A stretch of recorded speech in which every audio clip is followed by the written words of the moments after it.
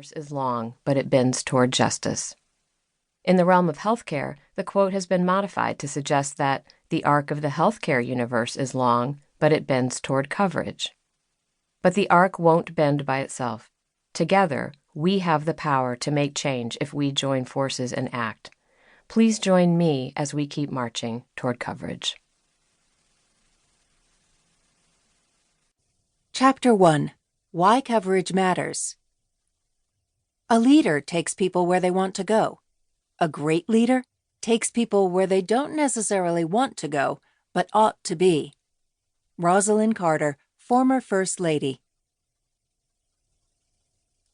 In 2017, healthcare issues hit me hard. My 80-year-old mother fell, was hospitalized, had surgery, and was diagnosed with a serious illness. My 18-year-old daughter suffered terrible stomach pains and ongoing weakness that turned out to be celiac disease. And in the middle of all that, I discovered I had breast cancer and had to seek treatment. I was stunned. It felt like things were spiraling out of control. I wanted desperately to help my mother and daughter. My doctors were telling me to take care of myself. Each of those issues required a tremendous amount of engagement with the healthcare system, including numerous visits with physicians, surgeons, and specialists. However, as difficult as that year was, I found myself continually grateful, not only because the three of us received the care we needed, but also because, first and foremost, we were able to access that care. My daughter and I were covered by our family's workplace insurance plan. My mother was covered by Medicare.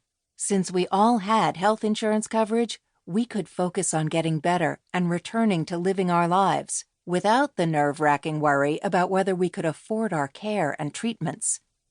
Millions of Americans aren't as fortunate. As I write this in 2019, approximately 28 million Americans are uninsured. That's 12% of the population under the age of 65, and the number is starting to grow. Millions more are underinsured, worrying that the coverage they have isn't enough, or that they might lose it entirely. Who are these people? We all know someone. The 30-something who wants to leave her job to start her own business, but won't, because she can't afford non-group, individual health insurance. The newlyweds who just discovered that they're going to have a baby, but aren't sure if their policy covers maternity care. The 40-year-old who can't get the mental health treatment she needs because her insurance doesn't cover it. The 50-year-old who's putting off getting a cancer follow-up test because she doesn't have the money to pay the deductible.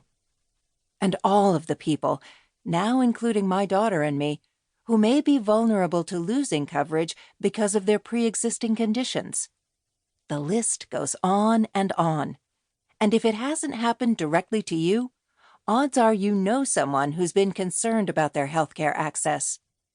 Inadequate access to healthcare is a common and persistent national headache, and in many ways, the pain is suffered mostly by women.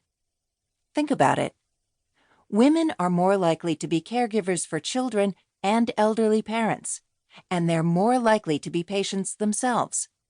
This means that women are the ones who interact with the healthcare system most often and most intimately.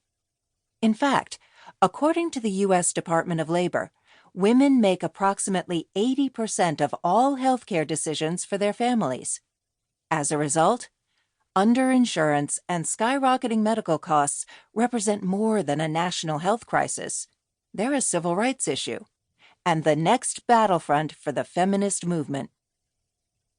Women are serving as the chief medical officers of their families. In the business world, CMOs, or any other kinds of chiefs, can have enormous influence, especially because they tend to wield massive purchasing power. But as the CMO of a family unit, a woman's influence and purchasing power are quite limited. Most treat healthcare problems as strictly personal or private family issues, instead of recognizing their problems with health coverage as part of a larger systemic failure. So instead of sharing knowledge and resources and organizing to influence policy decisions,